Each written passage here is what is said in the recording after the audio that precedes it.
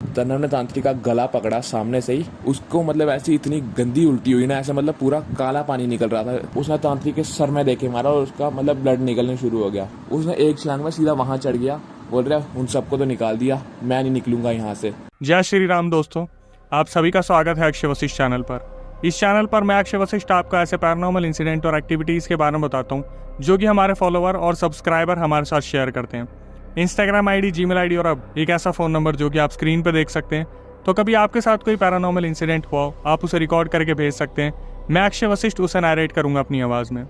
आगे बढ़ने से पहले एक बार बहुत बहुत शुक्रिया जो आप इंस्टाग्राम, यूट्यूब को प्यार दे रहे हैं। इसी तरीके से आपको फेसबुक पे भी हमें प्यार देना है। हमारा जो यूज़र नेम है वो है अक्षय वशिष्ठ हॉरर। अगर आप फेसबुक पे हमें नहीं ढूंढ पा रहे तो डिस्क्रिप्शन में से लिंक लेके आप हमें फॉलो कर सकते हैं।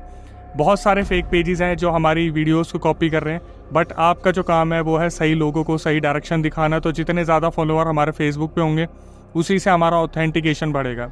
ये जो रियल इंसिडेंट मैं आपके सामने लेके आता हूँ, ये आप में से ही कुछ लोग हैं जो हमसे शेयर करते हैं, जो कहीं ना कहीं अपनी ज़िंदगी में बहुत ज़्यादा परेशान रहे हैं या अभी भी कहीं ना कहीं परेशान चल रहे हैं, जो नहीं चाहते कि आने वाली जनरेशन ऐसी गलतियां करे जो आपसे हो चुकी है। आज का जो रियल इंसिडेंट है वो हमें शौर्य ने भेजा है। शौर्य जो कि जम्मू के रहने वाले हैं, उन्होंने हमारी वीडियोस की काफ़ी तारीफ़ की। उन्होंने बताया कि अक्षय भाई 2023 से ही मैं आपकी वीडियोस देखता आ रहा हूँ और वहाँ से हमें बहुत कुछ सीखने को मिला। इन्होंने पूरे रियल इंसिडेंट में इतनी सारी चीज़ें बताई जिसको सुनने के बाद आप पहले तो अचंभे में आ जाएंगे, उसके बाद आप सोच में पड़ जाएंगे कि इतनी छोटी छोटी गलतियां अगर आपसे होने लगी तो क्या आपके साथ भी ये पैरानॉर्मल एक्टिविटीज़ इस लेवल की हो सकती हैं। सबसे पहले एक बार हम लड़कों के व्यवहार पर ध्यान देते हैं। लड़कों का व्यवहार होता है कि वो 4 दोस्तों के साथ मिलकर कहीं भी पार्टी कर लेते हैं, किसी ऐसी लोकेशन को जाने बिना कि इसके पीछे कोई राज हो सकता है। आज के रियल इंसिडेंट में शौर्य ने हमसे कुछ ऐसा ही इंसिडेंट शेयर किया अपना रियल, जो कि उनके साथ 2023 में हुआ था और उनके 3 कजन्स उनके साथ थे जब ये इंसिडेंट पूरा का पूरा उनके साथ हुआ। तो सबसे पहले शौर्य और उनके कजन्स के बारे में जान लेते हैं। शौर्य जो कि अपनी एमकॉम कंप्लीट कर रहे हैं, उसके अलावा उनके 3 कज़न जो कि घर से 2-2, 5-5 किलोमीटर की दूरी पर रहते थे। एक कज़न थे जो आर्मी में ऑलरेडी लग चुके थे और एक कज़न थे जो कि एक स्कूल में पीटी टीचर थे। उनसे छोटे जो कज़न थे, मतलब कि जो पीटी टीचर वाले से छोटे जो कज़न थे, वो आर्मी की तैयारी कर रहे थे और उनका कहीं ना कहीं आर्मी में सिलेक्शन हो गया था, सिर्फ उनकी ज्वाइनिंग होनी थी। इसी चीज़ को लेकर ये बहुत ज़्यादा खुश थे कि कहीं ना कहीं इनके जो बड़े कज़न थे उनकी भी आर्मी में ज्वाइनिंग होने वाली है। उन्होंने अपने पेपर और फिजिकल वगैरह सब कुछ क्लियर कर लिया है। ये चारों कज़न प्लान बनाते हैं पार्टी का, लेकिन शौर्य ने यहाँ पे बोला कि अक्षय भाई मैं आपकी वीडियो से एक चीज़ तो सीख गया हूँ कि आप कहीं भी जाते हो, बाहर अगर कहीं पे पार्टी करते हो तो आपको कुछ चीज़ों का ध्यान रखना है कि आप ऐसी जगह पे पार्टी ना करो जहाँ पर कोई भी ऐसी लोकेशन हो जहाँ पर पीपल वाला पेड़, बरगद का पेड़ या फिर जहाँ पर कोई भी एंटिटी डिसरिस्पेक्ट फील कर सकती है, या वहाँ पर आप नॉनवेज या फिर ड्रिंक मत करो। कम से कम इस चीज़ का आप ध्यान रखो। तो घर वालों से इन्होंने बोला, शौर्य ने और दूसरे कजन्स ने, कि हम चारों मिलेंगे और मोमोज वगैरह खाएंगे, स्प्रिंग रोल वगैरह खाएंगे, हम छोटा सा सेलिब्रेशन करने वाले हैं। घर वालों ने भी ज़्यादा ध्यान नहीं दिया और इन्होंने क्या करा है, प्लान बनाया कि रात के 9 बजे ये लोग एक जगह पर मिलेंगे जो कि इनके कज़न ने किसी ने डिसाइड की थी, और वो एक पेड़ था जो कि पीपल का पेड़ था, बहुत बड़ा। वहाँ पर कोई भी आता जाता नहीं था और मे भी शायद इन्होंने वहाँ पहले भी कभी पार्टी की हो। शौर्य ने बताया कि अक्षय भाई हमने प्लान किया था कि 9 बजे मैं और मेरा एक कज़न वहाँ पर मिलेंगे, जबकि दूसरा जो कज़न है वो चिकन लेने जाएगा और जो तीसरा कज़न है वो सबसे लेट हमें ज्वाइन करेगा। मतलब ये चारों उसी पेड़ के आसपास मिलने वाले थे। शौर्य ने बताया कि भाई मैंने अपने जो कुल देवता थे उनके मंदिर की भभूत उठाई, थोड़ी सी माथे पर लगाई, एक हनुमान जी की प्लास्टिक की मेरे पास मूर्ति थी वो मैंने अपनी जेब में रख ली, और उन्होंने डिसाइड कर रखा था शौर्य ने कि मैं ना तो चिकन खाऊंगा ना ही मैं ड्रिंक को हाथ लगाने वाला हूँ। इसी के साथ शौर्य ने बताया कि भाई मैंने तो डिसाइड करा ही था कि मैं नॉनवेज और चिकन नहीं खाऊंगा, लेकिन उनके एक और कज़न थे जो इस चीज़ के पूरे अगेंस्ट में थे कि हमें ऐसी जगह पर कभी भी ये चीज़ें नहीं करनी चाहिए। लेकिन बोलते हैं ना, पार्टी का माहौल जब बन जाता है तो फिर इंसान खुद को रोक नहीं पाता, और वो पहुंच गए अपने घर से कुछ किलोमीटर दूर और वहाँ पर वो देखते कि पेड़ के पास उनका एक कज़न खड़ा है जिसके हाथ में बैग है। उस बैग में ड्रिंक्स की 2 बोतल थी। ये वहाँ पर पहुँचते हैं और उससे पूछते कि वो कहाँ गया जो तेरे को लेके आया था यहाँ पे, मतलब उनका जो एक और कज़न था। तो वहाँ पेड़ के पास जो कज़न खड़े थे वो शौर्य को बताते कि मेरे पास ड्रिंक्स है और जिनके साथ मैं आया था वो अभी नॉन वेज लेने गए हैं, तो अभी थोड़ी देर में वो भी आ जाएंगे। अप्रॉक्सीमेटली 9 बजे का प्लान था और 9:40 पे वहाँ पर सारे इकट्ठे होते हैं, जब चारों कज़न वहाँ पर पेड़ के नीचे एक साथ आ गए थे। अब शौर्य ने बताया कि अक्षय भाई मुझे ना तो ड्रिंक करनी थी ना ही नॉनवेज खाना था और मैं इस चीज़ के लिए पूरा कंफर्म हो रखा था। तो वो अपने साथ एक 35 रुपये की 40 रुपये की कोल्ड ड्रिंक लेके गए थे और 2-3 नमकीन के पैकेट लेके गए थे। जबकि वहाँ पर जो उनके तीनों कज़न थे जहाँ पे बैठे हुए थे, उन्होंने बीच में पीपल के पेड़ के नीचे नॉनवेज पूरा खोला एक प्लेट के अंदर और वहाँ पर अपनी ड्रिंक बना के पीनी स्टार्ट कर दी। शौर्य के अलावा एक और जो पीटी वाले कज़न थे वो भी वहाँ ड्रिंक नहीं कर रहे थे, बट वो नॉनवेज खा रहे थे। ये लोग आपस में काफ़ी बातचीत कर रहे थे, काफ़ी वहाँ पर हंसी खुशी का माहौल था। जब ये लोग रात को वहाँ पर एंजॉय कर रहे थे, सनसनाती हवा इन्हें वहाँ पर ड्रिंक करने के बाद बहुत अच्छी लग रही थी।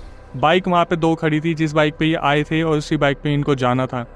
तो शौर्य बार बार यही याद दिला रहा था कि भाई थोड़ा सा कम ड्रिंक करना है क्योंकि हमें घर में वापस भी जाना है। इसके बाद क्या हुआ, शौर्य ने बताया कि अक्षय भाई जब मैं वहाँ बैठा हुआ था मुझे बड़ा अजीब सा फील हो रहा था कि जैसे आसपास ना मौसम थोड़ा अजीब सा हो रहा है और ऐसा लग रहा है जैसे हमने पीपल के पेड़ के नीचे बैठ के गलती करी है।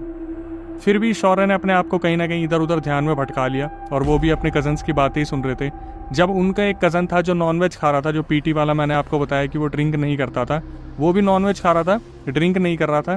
तो बाकी जो 2 कज़न थे जो आर्मी में लग चुके थे, उन्होंने बहुत प्रेशर किया इन पीटी वाले भाई को कि भाई आप भी खाओ, आप भी पियो। तो उसने जस्ट 1 पैक लिया था। 1 पैक लेने के बाद इन्होंने फिर शौर्य को परेशान करना शुरू करा कि तू क्यों नहीं खा रहा, तू क्यों नहीं पी रहा, ऐसे तो तेरा आने का कोई मतलब नहीं बनता। शौर्य ने बोला कि देखो भाई मैं प्लीज़ मेरे को फोर्स मत करो, मैं ड्रिंक नहीं कर सकता। तो इन्होंने उसकी बात काट के बोल दी कि चल कोई नहीं, तू एक काम कर नॉनवेज खा ले।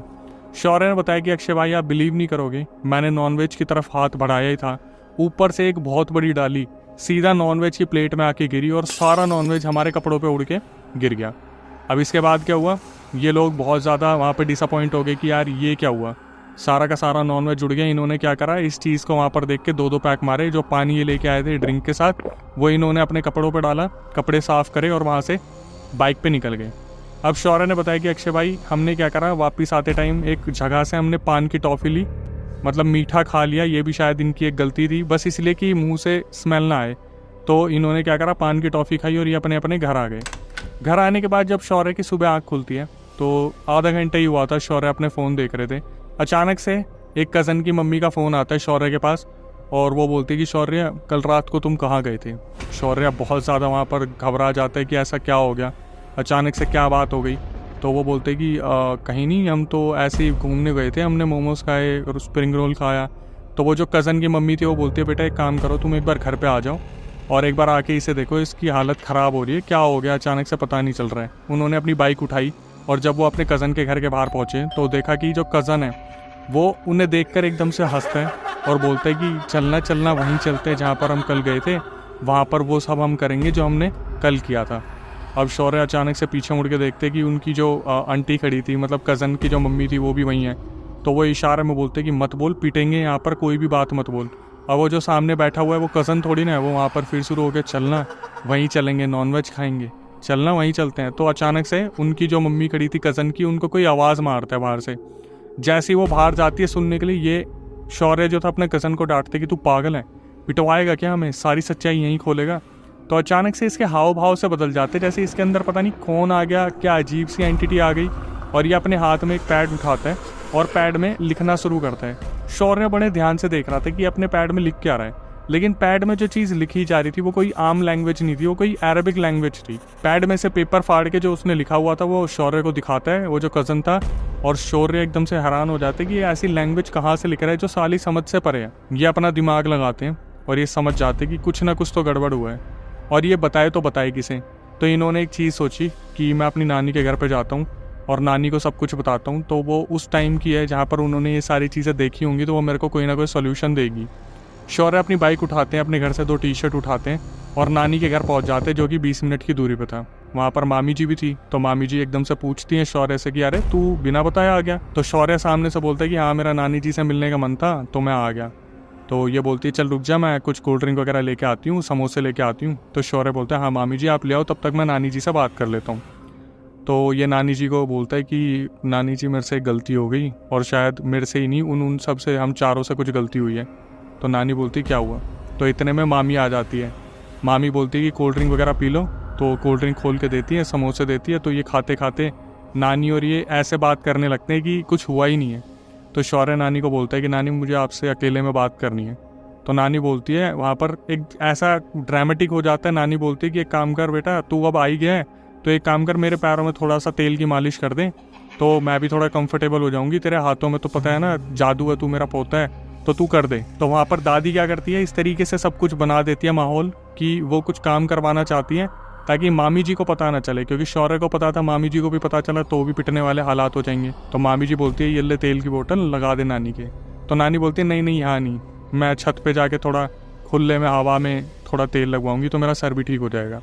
मामी जी बोलती है कोई दिक्कत नहीं है। अब नानी जी और शौर्य छत पे जाते हैं तो शौर्य नानी जी को एक एक चीज़ बताते हैं कि कल रात को हम ऐसे ऐसे गए थे और वहाँ पर ऐसे ऐसे ड्रिंक की, पर मैंने नहीं की। अब नानी जी क्यों भरोसा करेगी? नानी जी ने हाथ उठाया और सीधा वहाँ पे चपेट मार दी खींच के शौर्य को, और वो गुस्सा हो गई कि तू इस उम्र में यही करियो, यही उम्मीद है तुम सबसे, हम जितने भी घर वाले हैं। अब अगर मैं किसी को बताऊंगी तो किस मुंह से बताऊंगी? शौर्य वहाँ पे मुंह नीचा करते हैं, बोलते हैं नानी जी मुझे माफ़ कर दो, लेकिन मुझे ऐसा लग रहा है कि बाकियों की भी तबीयत ख़राब है। ये सब सुनने के बाद नानी जी बोलती है कि एक काम करते हैं, हम एक बार दूसरों को भी देख लेते हैं कि कहीं उसकी सही में तो तबीयत ख़राब नहीं है जिसके कज़न के तू घर पे हो क्या है, अगर दूसरों के साथ ऐसा कुछ होगा तो देखते क्या होगा।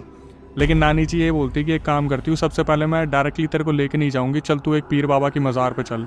तो नानी जी वहाँ पर जो जम्मू में सबसे ज़्यादा कोई फेमस थी उनके घर के पास पीर बाबा की मज़ार, वहाँ लेके जाती हैं। तो नानी जी लेके जाती है पीर बाबा की मज़ार पे, वहाँ एक मौलवी बैठे थे। तो मौलवी को बोलती है कि ऐसे ऐसे बच्चा है और इससे गलती हो गई।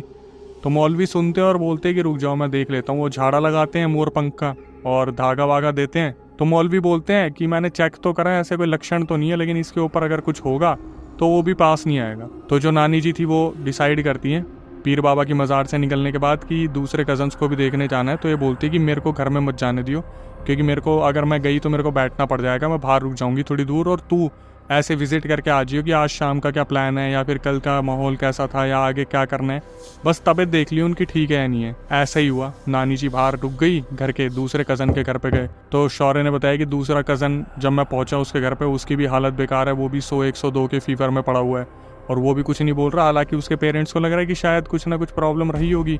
उसके पेरेंट्स अभी तक डॉक्टर के भी दिखवा के आ गए। तो डॉक्टर ने बताया कि रात को हवा चल रही थी, मे भी शायद ये बाइक से आए होंगे तो ठंड वंड लग गई होगी। अब ये नानी को बैठाता है, तीसरे कज़न के घर पे जाता है। तो तीसरे कज़न की हालत जो थी वो देखने लायक थी। तो शौर्य ने बताया कि अक्षय भाई जैसे ही मैं घर गया, मेरे को घर में वो देख के अजीब तरीके से हंसने लग गया, जैसे उसे पता है कि मैं कोई धागा बंधवा के आया हूँ या फिर मैं बच गया और तीनों अंटे में आ गए हैं कि इनके ऊपर कुछ ना कुछ हो गया है। शौर्य बाहर आते हैं, नानी को बताते कि नानी जैसा हमने सोचा था बिल्कुल वैसा ही हुआ है और तीनों की हालत ख़राब है, तो क्या करना है? नानी जी बोलती है बेटा देख, अब तेरी मम्मी तेरे पापा को बताना पड़ेगा, और तेरी मम्मी पापा को नहीं, इन सब के मम्मी पापा को बताना पड़ेगा तुमसे क्या गलती हुई है, क्योंकि इसका सॉल्यूशन जब सब मिल के बैठेंगे तब निकाला जा सकता है। ऐसा नहीं हो सकता कि इनको एक एक को जाके हम पीर बाबा के पास दिखवाएं। तो नानी जी बहुत समझदारी वाली बात बोलती है कि मेरे को तू अपने घर लेके चल।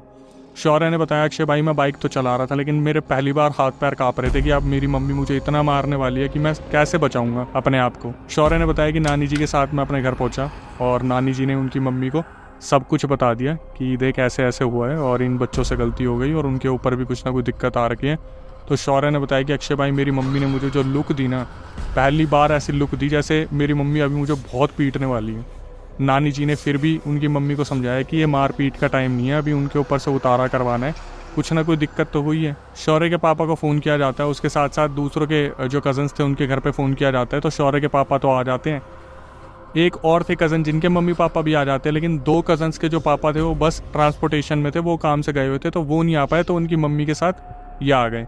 अब घर पे सबको बताया गया, नानी जी ने बताया कि देखो बच्चों को डांटना मत इस टाइम पे, इनकी हालत वैसी ख़राब है और कल रात को ये ऐसे ऐसे गए थे, इन्होंने वहाँ ड्रिंक की है और वहाँ से पता नहीं अपने साथ क्या लेके आ गए। हालांकि शौर्य को तो मैं अपने साथ लेके गई थी तो इसको तो कुछ नहीं हुआ, लेकिन बाकियों को शायद कुछ ना कुछ हो रखा है। अब शौर्य के पापा और बाकी लोग बहुत गुस्सा करते हैं इन पे कि तुमने यही मट्टी पलीत करवानी थी, ऐसे ही इज्जत तुमने उड़वानी है। काफ़ी टाइम बाद जो है ये सब ख़त्म हुआ, नानी जी ने समझाया तो शौर्य के पापा ने अपने कॉन्टैक्ट्स निकाले, एक बहुत ही नामी ग्रामी तांत्रिक को बुलाया गया। तो जब वो तांत्रिक आते हैं इनके घर में तो वो तांत्रिक सबसे पहले इन तीनों की हालत देखते। तो शौर्य तो उन्हें ठीक लगता है, लेकिन जो बाकी 3 थे उनकी हालत बहुत ख़राब थी। एक था जिसका टेम्परेचर 102-103 जा रहा था, एक कज़न था जो अकड़ा पड़ा हुआ था और एक कज़न था जो बेहोशी की हालत में था। तो तांत्रिक के आगे से अब अपना सर जो है झुका लेते कि हमारे बच्चों को ठीक कर दो। तो वो शौर्य की तरफ देखते तो शौर्य तो उनको बिल्कुल ठीक लग रहा होता है, लेकिन ये तीनों कहीं ना कहीं बहुत गंभीर हालत में लग रहे थे कि इनके साथ कुछ है। तो जो कज़न था जिसकी हालत बहुत ख़राब थी, जिसका 102-103 टेम्परेचर वहाँ पे हो रहा था, वो जो कज़न था उसकी मम्मी रोने लग गई कि इनके पापा भी यहाँ पे नहीं है, और अगर इससे कुछ हो गया तो इसके पापा मुझे कहीं का नहीं छोड़ेंगे, बहुत मारेंगे, आप सबसे पहले इसे ठीक करो, इसकी हालत बहुत ख़राब है। तांत्रिक क्या करते हैं, शौर्य को बोलते कि बेटा फटाफट से सामान लेके आ जा, और सामान में मंगवाया जाता है चांदी की लकड़ी, लौंग, घी का डब्बा, इलायची और कुछ अलग सा ऑयल मंगवाया था जो शौर्य मुझे नहीं बता पाए। मुश्किल से 15 मिनट में शौर्य ने बताया कि अक्षय भाई मैं सब कुछ लेके तांत्रिक जी के पास पहुंच गया। अब जब तक मैं पहुंचा तो वहाँ पर किसी ने किसी को कुछ नहीं बता रखा था, बस तांत्रिक जी हवन की वहाँ पर तैयारी कर रहे थे। तो जो तांत्रिक थे उन्होंने क्या करा, शौर्य का हाथ पकड़ा और वहाँ पर सब कुछ खुद बता दिया कि कल रात को ये लोग ऐसे ऐसे पीपल के पेड़ के नीचे बैठे थे और पीपल के पेड़ के ऊपर कोई चीज़ थी जो धीरे धीरे करके इन सब के ऊपर आ गई। तो ये सुनने के बाद वहाँ जितने भी लोग थे सब हैरान हो गए कि ये चीज़ तो अभी तक तांत्रिक को बताई भी नहीं गई थी, हुआ क्या है। वो अपनी हवन की तैयारी कर रहे थे, शौर्य के हाथ से सारा सामान लेते हैं और धीरे धीरे अपना सेटअप लगाते हैं। तो सबसे पहले उसे बुलाते हैं जिसकी हालत सबसे ज़्यादा ख़राब थी। अब वो आके बैठता है सामने और उसे बोलते कि इस घेरे से तेरे को बाहर नहीं निकलना, और सबको बोलते कोई भी यहाँ पे छल में नहीं आएगा, ये कुछ भी हरकत कर सकते हैं। तो शौर्य ने बताया कि अक्षय भाई मैं देख रहा था वहाँ पे जब हवन चल रहा था तो मेरा जो कज़न बैठा था वो अजीब अजीब सी हरकतें वहाँ पे करना शुरू कर देता है, लेकिन तांत्रिक जो वहाँ पे थे उनको कोई फ़र्क नहीं पड़ा। जैसे वो तो बहुत बड़े पहले से ही एक्सपर्टीज़ है इस चीज़ में। उन्होंने क्या करा, अंदर हाथ डाला, चिमटे से एक अंगार का वो निकाला टुकड़ा, उसको पीसा, उसमें लौंग इलायची डाली, कुछ मंत्र पढ़े और सीधा पानी में घोल दिया, एक गिलास पानी के अंदर। और जो कज़न थे मेरे उन्हें बोला कि इसे पीना शुरू कर। तो उसने क्या करा, जैसे ही पीना शुरू करा उसको इतनी तेज़ वहाँ पर वॉमिटिंग आई, और शौर्य ने बताया कि अक्षय भाई आप बिलीव नहीं करोगे, काला पानी निकल रहा था, एग्जैक्टली काला पानी, जैसे गाढ़ा काला पानी होता है ना। मेरे कज़न ने जितना हो सके निकाल दिया। उसके बाद वो खड़ा हुआ, होश में आ गया एकदम से। उसका जो फीवर था 102 103 से सीधा 99 पे आ गया। और गुरुजी ने खुद बोल दिया कि बेटा जो तू कल गया था ना वो कोई छोटी मोटी चीज़ नहीं है, अभी तू देखता जा, दो बाकी हैं उनका क्या हाल होगा। तो गुरुजी पूछते हैं उससे कि अब तू बेटर फील कर रहा है, तो वो सामने से बोलता है कि हाँ अब मुझे बहुत अच्छा लग रहा है। तो वो गुरुजी खुद बोलते हैं कि बेटा जब तक अंदर का गंद बाहर नहीं आएगा तू ठीक कैसे होगा। उसके बाद उनके दूसरे कज़न को बुलाया जाता है। अब जो दूसरा कज़न था उसे सर्कल में बैठाया जाता है और जब हवन चल रहा होता है तब तक तो वो छुप रहता है। फिर अचानक से बीच में आँख खोलता है और तांत्रिक को बोलता है कि अभी तूने मेरे सामने एक को इसके शरीर से निकाला है, तुझे क्या लगता है तू मुझे निकाल देगा। और बोलता है कि मैं तुझे इतनी आसानी से निकालने दूंगा क्या इस अपने शरीर से, मैं इतना कच्चा खिलाड़ी नहीं हूँ, निकाल के दिखा। अब तांत्रिक यही बोल रहे होते कि तेरी इस गलत फहमी को भी मैं दूर करता हूँ। ये बोलते ही वो जो सामने कज़न बैठा था वो सीधा आग के ऊपर से तांत्रिक के ऊपर कूदा और गला दबाना शुरू कर दिया। तो जो तांत्रिक थे उन्होंने क्या करा, चिमटी उठाई, अंगार का एक पीस उठाया, उसे पीसा, उसके अंदर गंगा जल मारा और गंगा जल के अंदर वही लौंग वगैरह पीसी और उसके ऊपर दे के मारा ज़ोर से। तो वो जो एंटिटी थी वो वहाँ पर रोना शुरू कर देती कि मेरे को ऐसे मत निकालो, मुझे मत मारो, मुझे मत मारो, मैं भटक रहा था, मेरी कोई गलती नहीं थी। तो तांत्रिक पूछते हैं कि अब तू सच सच बता हुआ क्या था। तो वो जो सेकंड कज़न के अंदर जो एंटिटी आई थी वो बताती है कि कल रात को ये सारे वहाँ पर आए थे, इन्होंने ड्रिंक करी, नॉनवेज खाया और हम 5 जिन थे उस पेड़ पे, पीपल वाले पे। हम बस वेट कर रहे थे कि कभी अपने होश से निकलेंगे और हम कब टूट पड़ेंगे। ऐसा ही हुआ, जो जिन जिस इंसान को घेर सकता था उसने घेर लिया। तो वो जो तांत्रिक थे वो बोलते हैं अच्छा अगर तूने इन बच्चों को घेर लिया तो ये शौर्य कैसे बच गया। तो वो जिन बताता है कि क्योंकि इसकी जेब में हनुमान चालीसा थी, इसने अपने कुल देवता की बबूत लगा रखी थी, इसलिए बच गया। तो तांत्रिक एकदम से देखते हैं और शौर्य की तरफ, जैसे ये बहुत प्राउड वाली फीलिंग थी कि ऐसा बच्चा इस घर में जन्म ले चुका है जिसने इतनी समझदारी दिखाई कि उसने नॉनवेज भी नहीं खाया, ड्रिंक भी नहीं करी और इस तरीके से सिचुएशन को वो संभाल रहा था। तांत्रिक क्या करते हैं, सीधा बोलते हैं कि इसके शरीर से निकल जाए, जितनी जल्दी निकलेगा उतना अच्छा है, वरना मैं अपने वही हथकंडे आजमाऊंगा। हवन हो रहा होता है और हवन ख़त्म होने के टाइम पे जब वो जिन निकलते टाइम वो एक ऐसी बात बोल देते हैं कि सारे वहाँ दहल जाते हैं। वो जो जिन था वो बोलता है कि हमें तो आपने इनके शरीर से निकाल दिया, लेकिन वो जो तीसरा बैठा है ना उसमें कोई जिन नहीं है, उसके अंदर किसी ने टोटका कर रखा है। अब वो जो तांत्रिक थे वो सुन के और घर वाले सुन के हैरान हो जाते कि ये तो अभी तक कुछ और चल रहा था, तीसरे के ऊपर टोटका, मतलब वो जो अकड़ के पड़ा हुआ था उसके ऊपर टोटका कर दिया किसी ने। तो वो जो तांत्रिक थे वो उस जिन से पूछते निकलते निकलते किसने करा टोटका। तो वो जिन बताते कि किसी ने करा नहीं है, ये जब रात को चिकन लेके आ रहा था इसकी बाइक के नीचे कोई चीज़ आ गई, वहाँ से इसके पीछे वो एंटिटी आ गई और वो कोई आम एंटिटी नहीं है, उसको निकालने में तांत्रिक तेरी जान जा सकती है। और वो ये जिन बोल के वहाँ से निकल गया। अब ये भी ठीक हो गया, दूसरा कज़न अब आता है, तीसरे की बारी। भाई तीसरे को बुलाया जाता है, तो तीसरे को बैठाया जाता है। तीसरा जो अभी तक अपनी आंखों से सब कुछ देख रहा था वो आराम से आगे बैठता है। जैसे ही वहाँ पर तांत्रिक अपनी विधि विधान शुरू करते हैं हवन की, ये एक जंप मारता है, सामने जो टांड होती है ना, घर में आपने टांड देखी होगी, सीधा उसके ऊपर जाके बैठ जाता है और तांत्रिक समझ गए थे कि ये है एक्चुअल में जो भी है। उसके ऊपर गंगा जल मारा जाता है तो असर तो होता है लेकिन बहुत लाइट होता है, जैसे वो जो टोटका था बहुत शक्तिशाली था, किसी के ऊपर छोड़ा हुआ था। तांत्रिक क्या करते हैं, तांत्रिक बोलते हैं कि इसे उतारो नीचे, इसे पकड़ के लाओ जितने भी यहाँ पे खड़े हो। जैसे ही सब आगे बढ़ते हैं वहाँ पर एक नारियल रखा था टांड के ऊपर पुराना, वो सीधा तांत्रिक के सर पे मारा और वहाँ से उनके सर से रक्त निकलना शुरू हो जाता है। तो सब बोलते हैं कि पहले आप डॉक्टर के ले चलते हैं तांत्रिक को, इनको ठीक करवा लेते। तांत्रिक बोलता है नहीं, जब तक मैं वापस आऊँगा यहाँ मौत का मंजर हो जाएगा और बहुत कुछ हो सकता है, उसे उतारो। तो खींच के उसे उतारा जाता है। उसके बाद उसे बोला जाता है अब बता बेटा तू है कौन। तो वो जो एंटिटी होती है वो बताती है कि मैं तो आराम से बैठी थी किसी और के इंतज़ार में, ये मुझे कुचल के वहाँ से निकल गया और अब मैं इसको कभी छोड़ के नहीं जाने वाला, क्योंकि मुझे जैसे भी शौक़ पूरे करने हैं ना, ये मुझे वैसे शौक़ पूरे करवाएगा। ये मुझे मच्छी भी खिलाएगा, मीट भी खिलाएगा, दारू भी पिलाएगा, क्योंकि ये आर्मी का बंदा है और आर्मी का बंदा सब कुछ खाता पीता है। इसकी पोस्टिंग भी ऐसी जगह पे होगी जहाँ पर इसे दारू भी पीनी पड़ेगी और मैं अपने सारे शौक़ पूरे करूँगा। अब तांत्रिक बोलते कि ये हो गई मुसीबत। तो जो वहाँ पे तांत्रिक थे वो शौर्य को देख के इशारा करते हैं और वो अपने पास बुला के बोलते हैं कि बेटा एक काम कर, कल जहाँ पर तुम बैठे थे पीपल वाले पेड़ के नीचे वहाँ पर जा और एक टहनी तोड़ के लिया। शौर्य के दिमाग में कुछ चल रहा था लेकिन शौर्य ने तांत्रिक को कुछ भी नहीं बोला। चुपचाप शौर्य अपनी बाइक उठाता है और निकल जाता है और वो किसी को भी नहीं बताता कि सबसे पहले वो अपने कुल देवता के पास गया। कुल देवता के पास जाके बबूत लगाई अपने सर पे, हनुमान जी की मूर्ति उठाई, अपनी जेब में रखी और उस पीपल वाले पेड़ के पास पहुंचा, टहनी तोड़ी और वहाँ से सीधा बाइक उठा के घर पे लगा दी। तांत्रिक बहुत अचंभे में थे कि इतनी आसानी से कैसे आ गया, मतलब इसका एक्सीडेंट भी हो सकता था, इसे पीछे से आवाज़ें भी लगाई जा सकती थी, इसके साथ कोई दुर्घटना भी हो सकती थी। और तांत्रिक सोचते इन चीज़ों पे अभी दिमाग लगा के कोई फ़ायदा नहीं है। वो अचानक से शौर्य को बोलते टहनी लाया बेटा। शौर्य टहनी आगे कर देता है, उस टहनी को तोड़ते हैं। वो तोड़ने के बाद एक गंगा जल में मिक्स करते हैं, मिक्स करके उसमें से अंगारा निकालते हैं, हवन में से अंगारा डालते हैं उस पानी में, लौंग इलायची वगैरह मिक्स करके सीधा बोलते हैं कि अब जो तू बैठा हुआ है खा इसे, लकड़ी को खा।